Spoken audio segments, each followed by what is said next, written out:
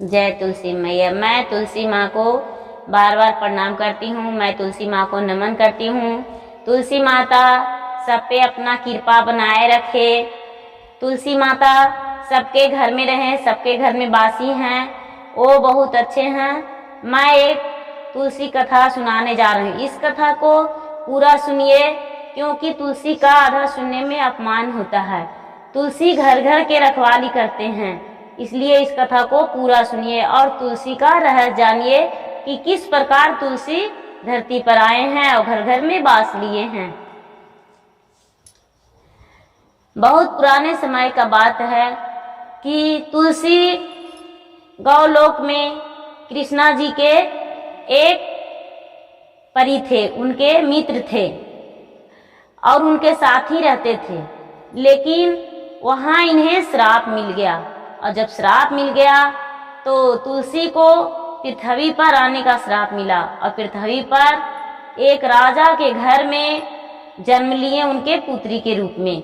उस घर में जन्म लिए पुत्री के रूप में तो धीरे धीरे बड़े होने लगे। उनका नाम तुलसी ही पड़ गया।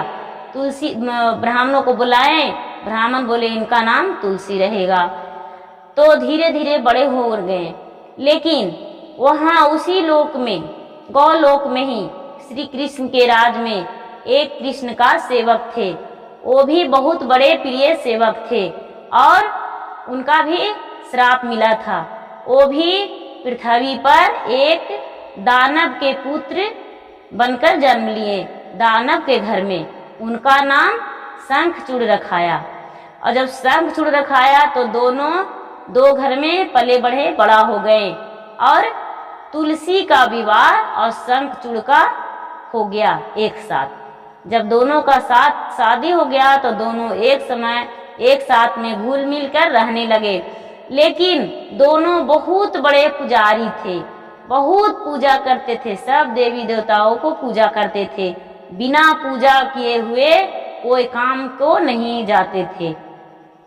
और ये जो शंखचूड़ थे युद्ध करते थे, सब देवतन के साथ युद्ध करते थे और सबको तुलसी अपने पूजा पाठ में रंग दिए थे। इतना भावना से पूजा करती थी कि इनके पूजा से सब प्रसन्न थे और युद्ध में सब पराजित हो जाते थे शंखचूड़ से।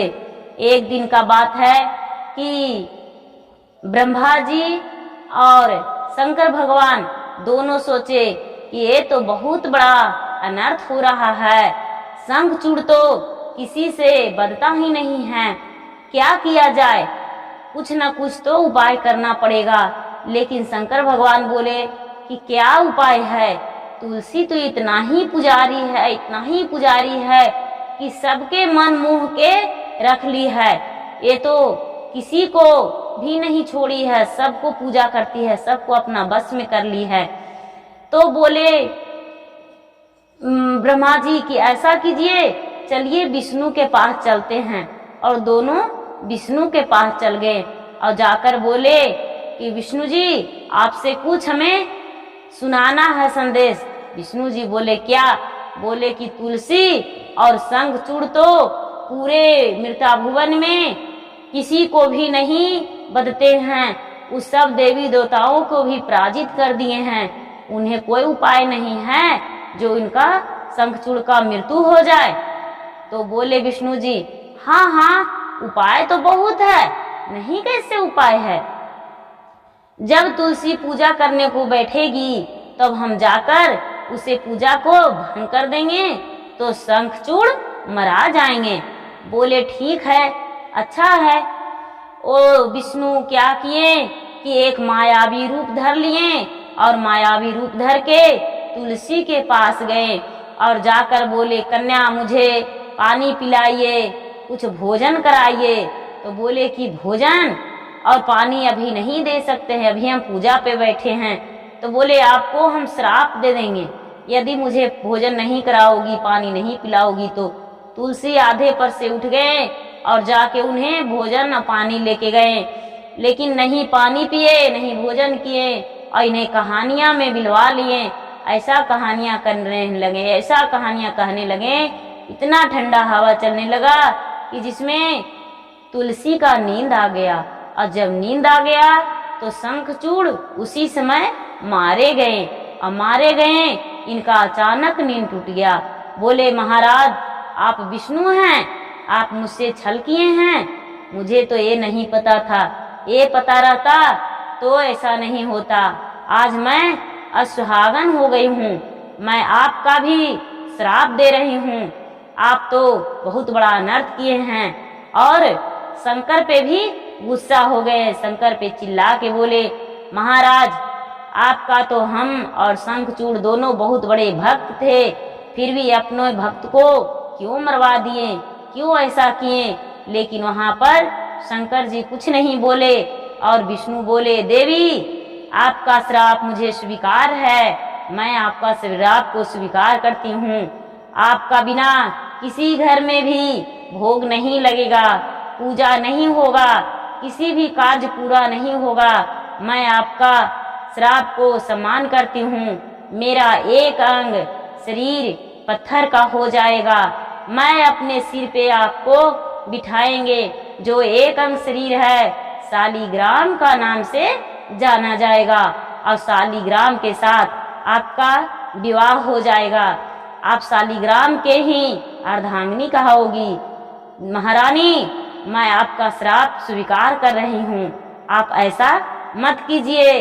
देखिए जब आप लोक में थे, कृष्ण लोक में थे, तो आप कृष्ण का गोपी थे, और आपका समय पूरा हो गया है यहाँ से जाने का, इसलिए शंखचूड़ मारे गए हैं, और आप भी यहाँ से चले जाइए, आपका भी मृत्यु होना आवश्यक है। लेकिन तुलसी नहीं माने, बोले नहीं ऐसा नहीं होगा, ऐसे कैसे हो सकता है।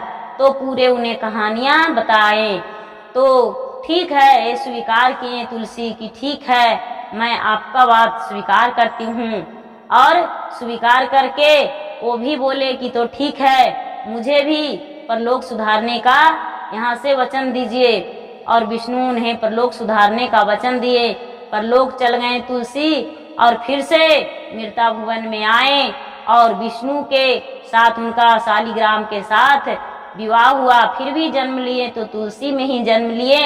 आधा शरीर इनका विष्णु का पत्थर हो गया, जो शालिग्राम बन गए, और शालिग्राम और तुलसी दोनों एक साथ ही रहने लगे, एक साथ शादी हुआ।